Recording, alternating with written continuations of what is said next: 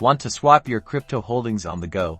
This quick tutorial will show you exactly how to convert cryptocurrencies within the Coinbase app. First, make sure you're logged into your Coinbase app and on the main portfolio screen. This will give you access to all of your assets. Next, tap the blue trade button located at the bottom center of your screen. This will bring you to the trading screen. From the options that pop up, select Convert. This will start the conversion process. Now, choose the cryptocurrency you want to convert from by tapping the Pay With field. Let's say you want to convert some Bitcoin. Select Bitcoin from your asset list. Next, tap the Get field to choose the cryptocurrency you want to convert to. For this example, we'll convert to Ethereum.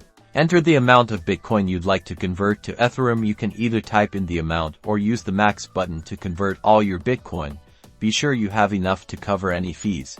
Once you've entered the amount, tap Preview Convert to see a summary of the transaction, including the exchange rate and any applicable fees. Review the details carefully. Pay close attention to the exchange rate and the fees being charged to make sure you are happy with the conversion before moving forward. If everything looks good, tap Convert now to finalize the transaction. Be quick, as the exchange rate is only held for a short period.